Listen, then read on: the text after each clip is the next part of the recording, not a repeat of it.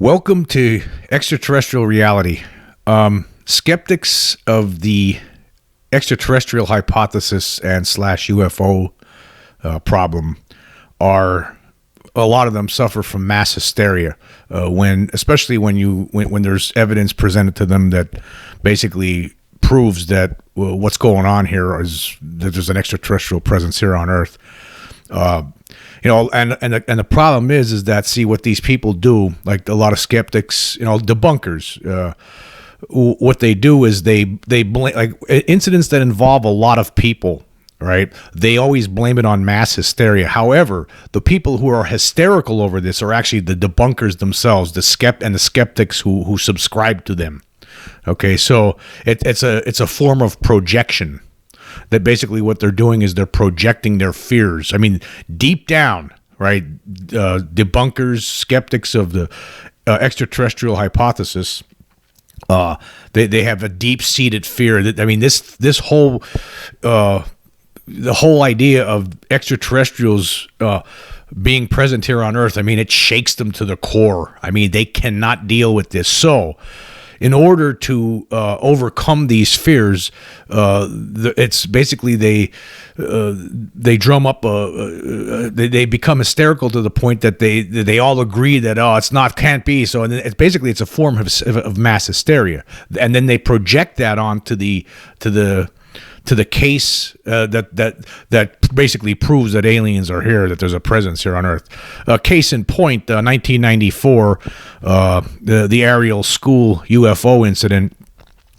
Now, of course, a lot of people are aware of this case. It's one of the most famous cases involving a large group of people who encountered not only unidentified flying objects, flying saucers landed, but actually extraterrestrial beings, communicating with these people, and it was actually a bunch of little kids, and it was in an area near Zimbabwe in Africa.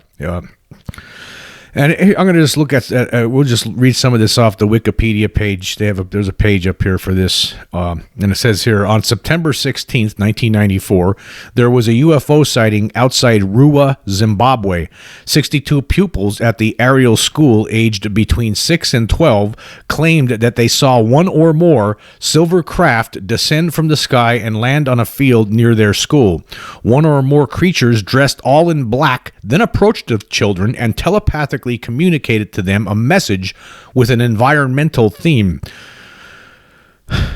Jerome Clark, who was a UFO report writer, he called the incident the most remarkable close encounter of the third kind of the 1990s.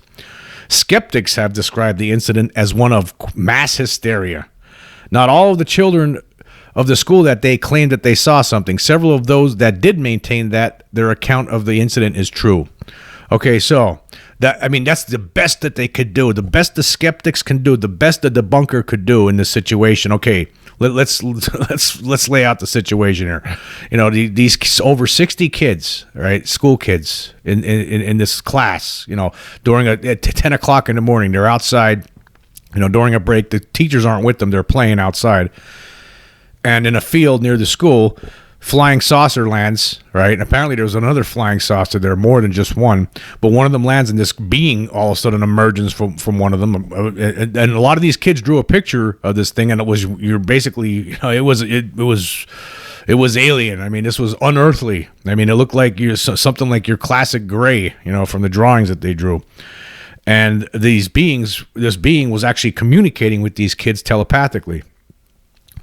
So. And these kids were, John Mack, the late, he was a UFO. He was basically somebody who, investigated alleged alien abductees, and he was very interested in this case. And like 2 months later, he went out there and he interviewed a lot of these kids, and they had them on film. They have them, and these kids were calm about it, and they basically were kids telling the adults what they saw. See, this is too much. This kind of stuff is this shakes them to their core. To a skeptic, they cannot deal with this because, as far as I'm concerned, this is probably some of the best proof out there. The Zimbabwe case, because you can't get 60 plus kids to involve themselves in a conspiracy to come up with this story. Right. And now these kids are growing up and a lot of them have been interviewed, since this incident. And actually, a lot of them were interviewed in a film from 2020, the James Fox documentary, The Phenomenon. And they still stand by, what happened that day. OK, that was this being that came out and was communicating with us telepathically. OK, so but see, again, this is you can't have little kids can't, contrive something like this. It's impossible. It's impossible. But that's not going to stop the debunker and the skeptics that follow them. Okay, this is they become with stories like this. They become hysterical because they know in deep down that it's true. Right, but they convince themselves. They convince themselves that it has to. It's actually no. These kids they were suffering mass hysteria. It's them. They're the ones. They just all imagined this, and it was all. One said it, and the other one said it, and it was just a mass hysteria. Actually, no. The mass hysteria that's going on here is with these debunkers, right? The debunkers that claim that this incident was mass hysteria. Because believe me, folks, this is something that really happened, right? This is some of the best proof that we have of extraterrestrial visitation, without actually having, a physical alien in hand. I mean, you have all these witnesses and their school children between ages 6 and 12. You're going to tell me that they all came up with some conspiracy to say, hey, let's all go tell the teachers and our parents that spaceships landed, and we'll all for the rest of our lives we'll stick by the lie. Come on. All right, anyways, let's read a little bit more of this Wikipedia article, which I will leave the link in there for it. I mean, there's a lot of articles online for this story, and I've talked about this before multiple times on my podcast, but for this purpose, to point out that the people who are truly hysterical, the mass hysteria that you're seeing here in this situation, it's a projection from the debunker, right? They're projecting their hysteria, like, oh, how am I going to prove this is fake, phony? Like, they can't prove it. They don't even want to. Most of them don't even want to go near this one with a 10-foot pole. Anyhow, and actually, it was near Rua. It was right outside Rua, Zimbabwe, where this happened. Anyway, the background is, it says Rua is a small agricultural center located 22 kilometers southeast of the capital Harare. At the time of the incident, it was not a town, but only a local place name, little more than a crossroads in an agricultural region. Ariel School was an expensive private school. Most of the pupils were from wealthy white families in Harare. I don't know if I'm pronouncing that right. Harare. Okay, 2 days prior to the incident at Ariel, there had been a number of UFO sightings throughout southern Africa. So this gives you some context here, doesn't it? Now, okay, now leading up to this, there was reports of UFOs going on. All right.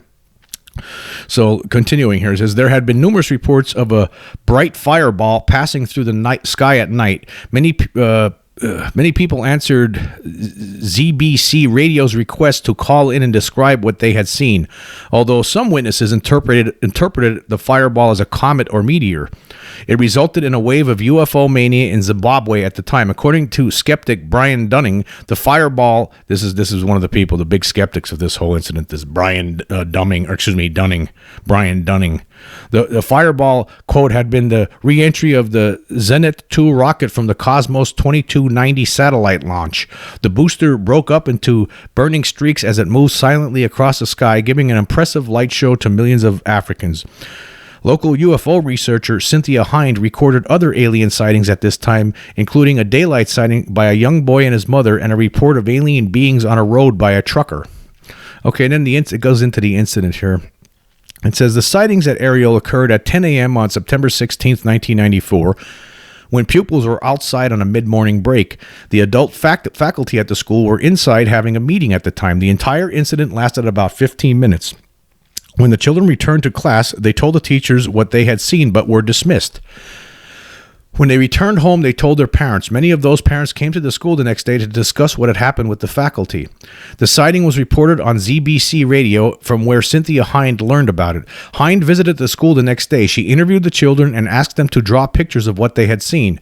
She reported that the children all told her the same story. The BBC's correspondent in Zimbabwe, Tim Leach, visited the school on September 19th to film interviews with pupils, staff, and Hind. After investigating this incident, Leach claimed, "I could handle war zones, but I could not handle this." That November, Harvard University professor of psychiatry John Mack visited the aerial school to interview witnesses. Throughout the 1990s, Mack had investigated UFO sightings and had a particular interest in the alien abduction phenomenon. In May 1994, the dean of Harvard Medical School, Daniel C. Tosteson, appointed a committee of peers to confidentially review Mack's clinical care and clinical investigation of the people who had shared their alien encounters with him. Some of their cases were written of in Mack's 1994 book, Abduction. The issue was that Mack had communicated to these people that their experience may have been real. After 14 months, Harvard issued a statement stating that the dean had reaffirmed Dr. Mack's academic freedom to study what he wishes and to state his opinions without impediment, concluding Dr. Mack remains a member in good standing of the Harvard Faculty of Medicine. According to the interviews of Hind, Leach, and Mack, 62 children between the ages of 6 and 12 claimed to have seen at least one UFO. 62 children saw the UFO, folks. 62! Okay, continuing, sorry. Not all the children at the school claimed the sighting. The basic details of the sighting... Okay, for one thing, okay, not all the children claimed the sighting. So, okay, you have 62 kids, so you know, there's going to be a couple of them that don't see it, right? There's a couple of them are going to be doing something else or looking the other way or whatever, right? There's a bunch of kids. They're doing kid stuff. All right, anyway, continuing. The basic details of the sightings were quite consistent, although not all the details were. One or more silver objects, usually described as discs, appeared in the sky. They then floated down to a field of brush and small trees just outside school property. Between 1 and 4 creatures with big eyes and dressed all in black exited a craft and approached the children. At this point, many of the children ran, but some, mostly older pupils, stayed and watched the approach. According to Mack's interviews, the creature or creatures then telepathically communicated to the children an environmental message before returning to the craft and flying away. According to Dunning, the telepathic message aspect of the story was not included in Hind or Leach's reports, only Max, although Hind reported it later. In Mack's interviews, one 5th grader tells how he was warned about something that's going to happen and that pollution mustn't be. An 11-year-old girl told Mack, "I think they want people to know that we're actually making harm on this world and we mustn't get too technologied." One child said that he was told that the world would end because they are not taking care of the planet. The children were adamant that they had not seen a plane. Hind noted that the different cultural background of the children gave rise to different interpretations of what they had seen, and they did not all believe that they had seen extraterrestrials. She noted that some of the children thought the short little beings were Tikoloshas, creatures of Shona and Nabidi folklore. So, okay. So in the aftermath of this,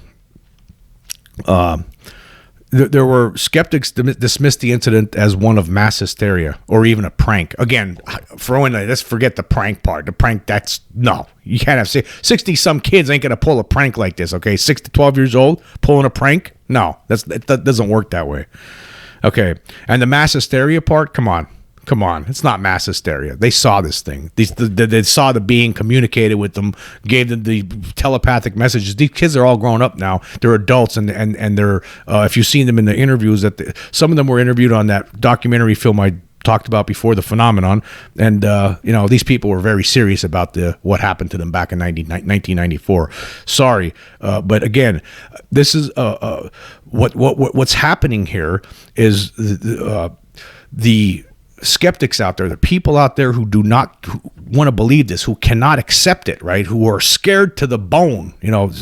This is too much for them to handle, because how do you that's the best you can do, actually. Look at it from a skeptic's position. If you're a skeptic and you don't like this whole thing scares the hell out of you, the whole idea that we're not alone and that there's actually an extraterrestrial presence on here. This thing scares the hell out of you. You see a story like this, and you know there's a no way out for it.